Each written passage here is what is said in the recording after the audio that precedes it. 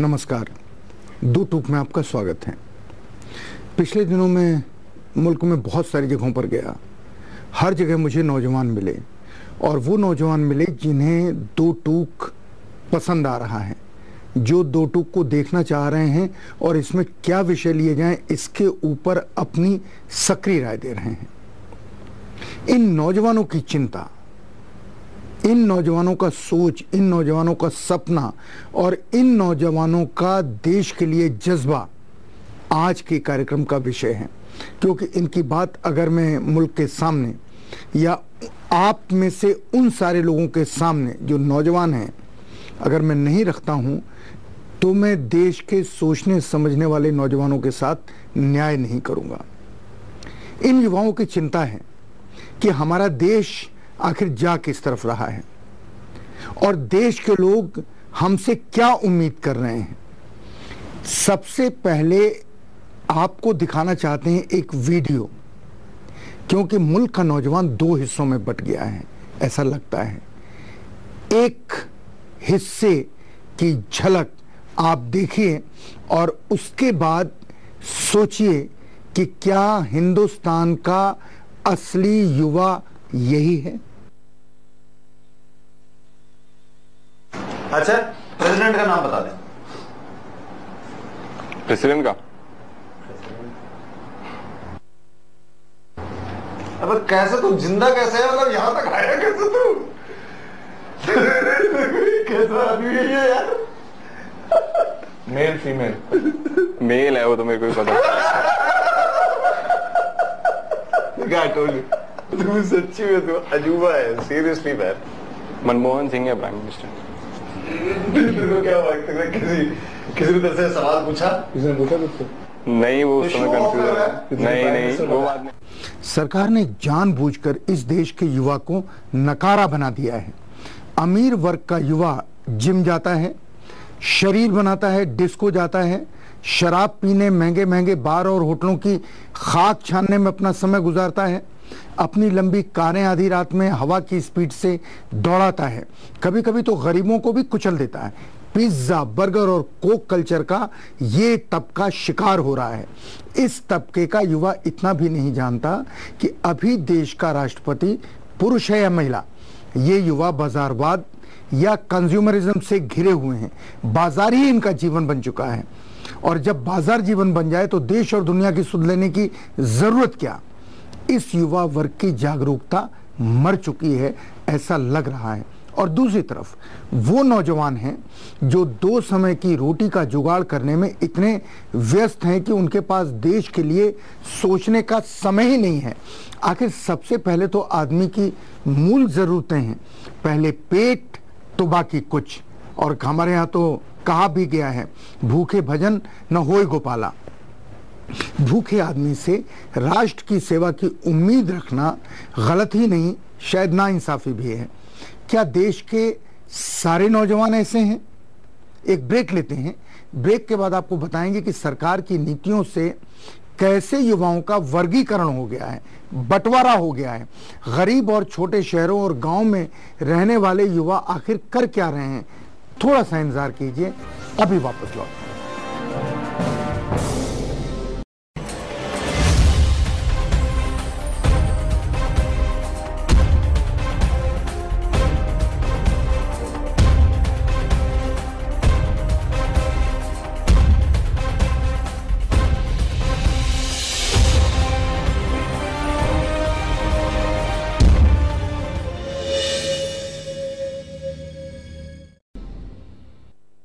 Break के बाद दो टूक में आपका स्वागत है। हमारी सरकारों की बनाई हुई नीतियों ने अमीर गरीब का फर्क इतना बढ़ा दिया है कि अब इसे पाटना भी मुश्किल दिखाई देता है। युवाओं का नेता, युवाओं का राजनीति में लाना, उनके लिए वायदा करना, राजनीतिक दलों में युवा नेतृत्व के बारे में हर राजनीतिक दल की तरफ से बयानबाजी तो होती है लेकिन होता कुछ नहीं। युवा भारतीय समाज के बाहर नहीं है, वे इसी का हिस्सा हैं। लेकिन आज युवाओं के साथ हो क्या रहा है? दरअसल शुरुआत 1977 के बाद हो गई। हुआ यूं कि उस समय देश के छात्र आंदोलन या युवा आंदोलन के जितने बड़े नेता थे वो राजनीति में आ गए, और राजनीति में आने के बाद उन लोगों ने इस देश की राजनीति में युवाओं का आना एक प्रशिक्षण, एक प्रक्रिया के बाद लगभग बंद करवा दिया। पहले 77 से पहले छात्र संगठन हुआ करते थे, राजनीतिक दलों की छात्र शाखाएं हुआ करती थी, और उनमें वो सारा पार्लियामेंट्री बोर्ड होता था, चुनाव की प्रक्रिया होती थी, टिकट बांटी जाती थी, सिद्धांतों के ऊपर बहस होती थी, क्या समाजवाद है, क्या पूंजीवाद है, क्या कम्युनिज्म है और क्या सर्वोदय है, इसके बारे में बातचीत होती थी। आज का नौजवान इन चीजों को नहीं जानता, क्योंकि सारी राजनीतिक प्रक्रिया छात्र जीवन की बंद हो चुकी है। या तो छात्र संघ है नहीं, या जहां है विचारधारा से कोसों दूर पैसे के दम के ऊपर छात्र राजनीति चला रहे हैं, और ये शायद आज के राजनीतिक दलों को सुहाता भी है। ये जो चरित्र बदला है, इस चरित्र ने भारत के युवाओं को एक अंधेरे सोच की तरफ ढकेल दिया है। 17 साल की उम्र में इस देश का नौजवान सेना में भर्ती होकर अपनी जान तो दे सकता है, लेकिन देश की राजनीति में या अपनी समस्याओं के हल के लिए उसके ऊपर ये समाज या सरकार विश्वास नहीं करती। वो कहती है कि ये अभी अपरिपक्व है। ऐसा लगता है कि देश की सरकार हमारे युवाओं को अफीम की गोली खिलाकर सुला देना चाहती है। भारत सरकार के पास कोई यूथ पॉलिसी नहीं है। युवाओं को किस रास्ते पर ले जाना है, उन्हें भविष्य के लिए किस तरह तैयार करना है, आदि के बारे में सरकार के पास न तो कोई सोच है और न ही कोई योजना। सरकार ने युवाओं को उनके विवेक पर अकेला छोड़ दिया है और युवाओं ने खुद को अपने तक ही सीमित कर लिया है। इसकी वजह यह है कि सरकार ने नव उदारवादी अर्थव्यवस्था लागू कर युवाओं को सेल्फ सेंटर्ड इंडिविजुअल बना दिया है।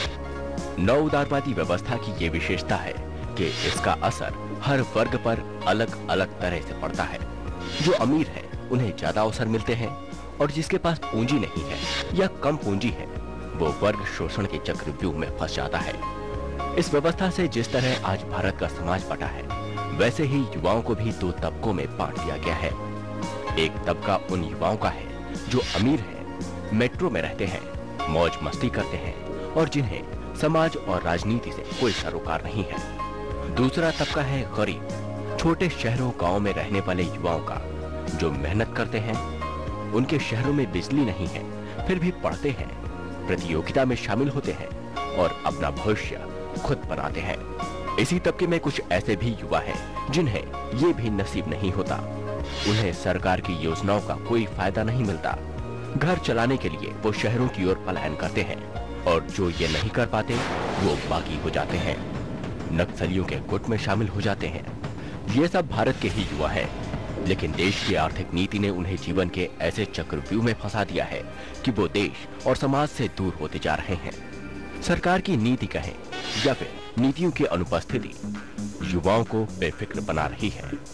जो अमीर हैं उनके लिए ये देश, समाज, राजनीति और संस्कार आदि सब कुछ बकवास है, और जो गरीब हैं उन पर जीविका कमाने का बोझ इतना ज्यादा है कि समाज तो दूर, उन्हें अपने परिवार और माँ बाप के लिए भी सोचने का वक्त नहीं मिलता। इसके लिए सरकार भी जिम्मेदार है। एजुकेशन सिस्टम ऐसा है जहाँ पढ़ाई का मतलब सिर्फ सर्टिफिकेट हासिल करना है। हमारे स्कूल, कॉलेज और विश्वविद्यालय डिग्री बांटते हैं, लेकिन शिक्षा देने में असफल रहे हैं। यही वजह है कि आज स्कूल और कॉलेज के छात्र अपराधी बन रहे हैं, बैंकों में डकैती डाल रहे हैं। ऐसी शर्मनाक खबरें भी देखने सुनने को मिलती हैं कि क्लास में साथ पढ़ने वाली लड़की का अपहरण कर उसके साथ बलात्कार किया गया। इस आर्थिक व्यवस्था की वजह से ही युवा अपने हिसाब से काम कर रहे हैं। माँ बाप की बातें उन्हें अप्रासंगिक लगती हैं और बाजारवाद में खुद को सफल करने के लिए कुछ तो बाजार के चंगुल में फंस जाते हैं। जो इसमें खुद को सफल नहीं पाते वो गलत रास्ता अपना लेते हैं या फिर घर बैठ जाते हैं, परिवार और समाज के लिए बोझ बन जाते हैं। देश में ऐसे हालात बन गए हैं कि ज्यादातर युवा दिशाहीनता के शिकार हो रहे हैं। इस दिशाहीनता को खत्म करने के लिए सरकार कुछ नहीं कर रही है। वो नेता खुद ही दिशाहीन नजर आते हैं जो खुद को युवाओं का नेता साबित करने में लगे हैं। अब हमारे सामने यही सवाल है कि क्या इन्हीं के कंधे पर देश का भविष्य है, या यूं कहें कि क्या ऐसे दिशाहीन युवाओं के हाथों में देश की जिम्मेदारी दी जा सकती है? अगर हाँ, तो देश का भविष्य चिंताजनक है। एक युवा वो है जिसके पास कोई अवसर ही नहीं है, न पढ़ने का अवसर है न रोजगार का अवसर है।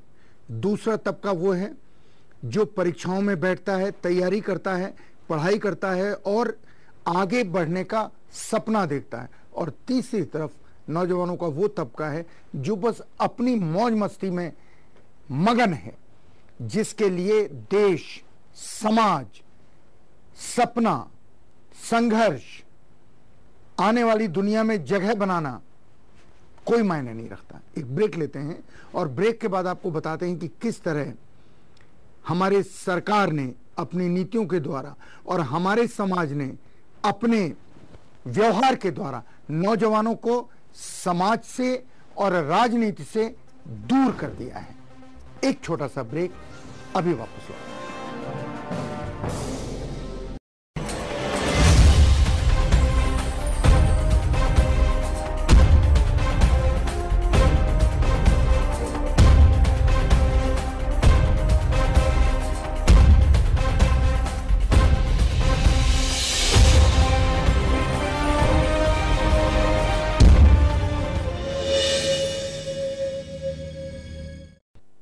ब्रेक के बाद दो टूक में आपका स्वागत है।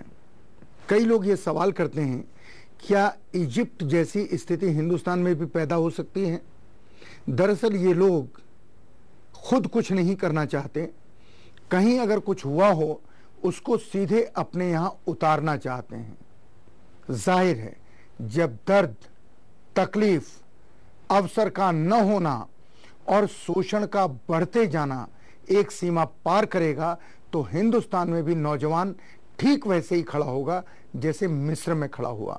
मिस्र की तस्वीरें हम देख रहे हैं, उसमें 80% नौजवान सड़कों पर हैं, जो वहां तानाशाही का, वहां महंगाई का, वहां बेरोजगारी का और वहां भ्रष्टाचार का विरोध कर रहे हैं।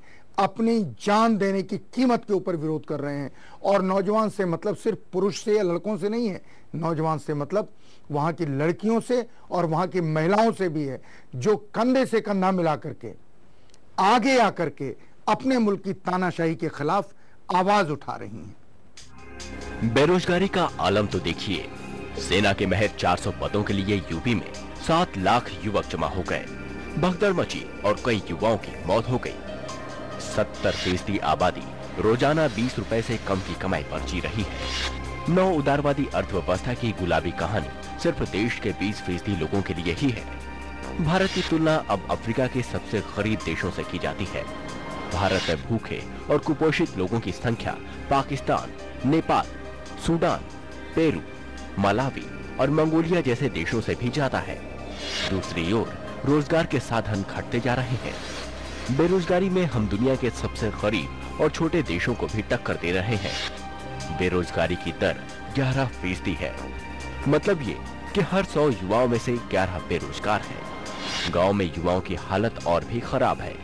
मुआवजा मांगने पर लाठियों, गोलियों की बरसात होने लगती है। ग्रामीण युवाओं की बेरोजगारी खत्म करने के नाम पर मनरेगा बनी, लेकिन वो भी भ्रष्टाचार के शिकार हो गई। मजदूरों का पैसा अफसर और ठेकेदार खा रहे हैं। युवाओं के मन में पढ़ाई से ज्यादा नौकरी न मिलने का डर है। अब ऐसे में ये युवा कहाँ जाए? सरकार के पास इन युवाओं के सवालों का कोई जवाब नहीं है। ऐसे में अगर देश विरोधी शक्तियां और संगठन उन्हें प्रलोभन देते हैं तो ये उसी रास्ते पर चल पड़ेंगे। नक्सलवादी उनकी इसी स्थिति का फायदा उठाते हैं। गांव और जंगलों में रहने वाले इन युवाओं को लगता है कि सरकार के खिलाफ आंदोलन करके नक्सली उनकी लड़ाई लड़ रहे हैं। हमारे पास दुनिया में सबसे ज्यादा युवा शक्ति है, लेकिन सरकार के पास इस शक्ति को इस्तेमाल करने की तरकीब नहीं है। इतनी शक्ति नहीं है कि वो इसका फायदा उठा सके। हाल तो ये है कि देश की राजनीति की दिशा युवाओं के खिलाफ है। सरकार ने युवाओं को वोट देने का अधिकार दे दिया, लेकिन राजनीतिक दल उन्हें राजनीति में सक्रिय होने का अवसर नहीं देते। किसी भी दल में युवाओं को जिम्मेदारी नहीं दी जाती है। ज्यादातर विश्वविद्यालयों में स्टूडेंट यूनियन के चुनाव नहीं होते हैं। राज्यों की अलग अलग सरकारों ने इसे अलग अलग कारणों से रोक दिया है। राजनीतिक दलों की युवा शाखाएं तो हैं, लेकिन उन्हें राजनीति में बच्चा समझकर मुख्य धारा से दूर रखा जाता है। ये एक प्रकार की साजिश है जिसके तहत युवाओं को राजनीतिक और सामाजिक सरोकारों से दूर रखा जा रहा है। हैरानी की बात तो ये है कि आज देश की राजनीति में ऐसे नेताओं की कमी नहीं है जो छात्र आंदोलन से बड़े नेता बने। आज यही नेता युवाओं को आगे आने से रोक रहे हैं। अब ऐसे में आज का युवा क्या करे, कहां जाए? ऐसे हालात बन गए हैं जिनसे लगता है कि दुनिया के सबसे बड़े लोकतंत्र में लोक की बजाय सिर्फ तंत्र का राज चल रहा है। महंगाई, घोटालों, भ्रष्टाचार, बेरोजगारी और गरीबी का बोलबाला है, लेकिन देश का युवा चुप है। सरकार जो चाहती थी वो उसे मिल गया। देश के अमीर युवा अपनी मौज मस्ती में मदमस्त हैं और गरीब युवा अपनी गरीबी से जूझ रहे हैं, और जो बाकी युवा हैं वो अपनी परेशानियों से परेशान हैं। सरकार जानती है कि भारत में इजिप्ट जैसा आंदोलन होना असंभव है। मुझे बहुत सारे नौजवान मिलते हैं जो दो टूक देखते हैं, उसकी प्रशंसा करते हैं और अपनी चिंताओं और सरोकारों से अवगत कराते हैं, सवाल भी रखते हैं। उनके ऊपर लोग बहुत भरोसा नहीं करते।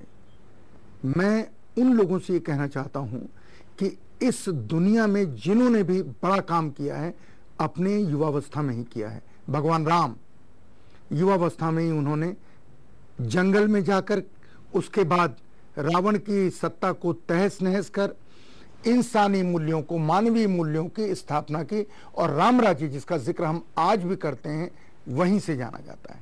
भगवान कृष्ण महाभारत के युद्ध में उन्होंने पांडवों का साथ दिया, कौरवों को हराया, यह महत्वपूर्ण नहीं है। उन्होंने उस उम्र में गीता का उपदेश दिया, उस गीता का जिसे इस देश में बहुत आदर के साथ जाना जाता है और माना जाता है। 35 साल की उम्र में ईसा मसीह सूली पर चढ़ गए। उसके पहले उन्होंने एक ऐसे धर्म का आविष्कार किया जिसमें दुनिया के ज्यादातर लोगों का विश्वास है।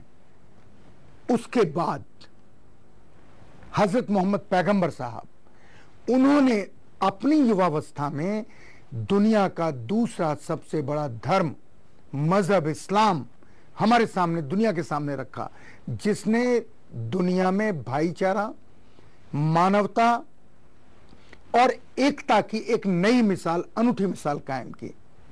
मुझे गौतम बुद्ध भी याद आते हैं।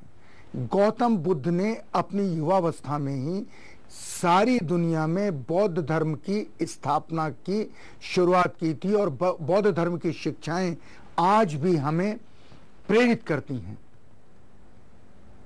सवाल सिर्फ इतना है कि जब ये नौजवान अपने युवावस्था में इतना बड़ा काम कर सकते हैं, समाज को बदल सकते हैं, अपने अपने समय नई संभावनाएं सामने रख सकते हैं, तो आप क्यों नहीं कर सकते? विवेकानंद, स्वामी विवेकानंद किस उम्र में गए थे शिकागो, और वहां की पार्लियामेंट, वो जो वर्ल्ड रिलीजन पार्लियामेंट हुई थी, वहां पर किस उम्र में उन्होंने उपदेश दिया था? आज भी विवेकानंद का नाम सारी दुनिया में बहुत इज्जत के साथ लिया जाता है।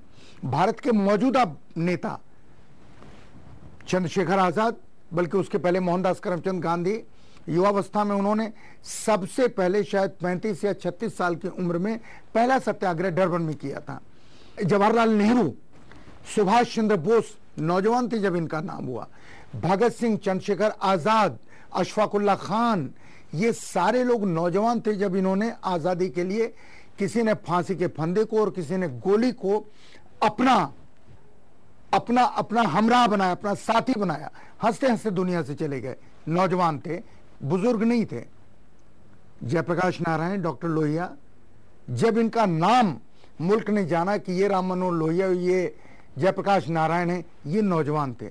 मैं ये सारी बात आपसे इसलिए कह रहा हूं कि इस मुल्क में नौजवानों को जागने की जरूरत है। अगर नौजवान नहीं जागता है तो इस देश की राजनीति, इस देश का समाज, इस देश के सपने, इस देश का विकास भ्रष्टाचार की भेंट चढ़ जाएगा। अगर नौजवान मना करना नहीं सीखता है, भ्रष्टाचार के खिलाफ खड़ा होना नहीं सीखता है, महंगाई और भूख के खिलाफ लड़ना नहीं शुरू करता है, आप निश्चित माने इस देश का भविष्य अंधकार में है। आपको राजनीति में, आपको समाज में अपनी हैसियत, अपनी पहचान बनानी होगी, ताकि उन नौजवानों के सामने आप आदर्श बन सकें, जिन नौजवानों को इस देश के राष्ट्रपति का नाम, जिन नौजवानों को इस देश के प्रधानमंत्री का नाम, और जिन नौजवानों को राम को जो रामा कहते हैं, नारद को जो नारदा कहते हैं, कृष्ण को जो कृष्णा कहते हैं, योग को जो योगा कहते हैं, ऐसे लोगों के सामने आप एक मिसाल बन के खड़े हों और इस मुल्क को, आप चाहे लड़के हो या लड़की, बराबर का योगदान है, इस मुल्क को एक नए सपने की दहलीज पे ले जाने का काम करें। अगर ये नहीं करते हैं तो देश का भविष्य बहुत सुखद नहीं है, और हम सब चाहेंगे, शायद आप भी चाहेंगे, कि देश का भविष्य न केवल सुखद हो बल्कि सबका हो। हम जो कहते हैं सच कहते हैं, दो टोक कहते हैं। जय हिंद।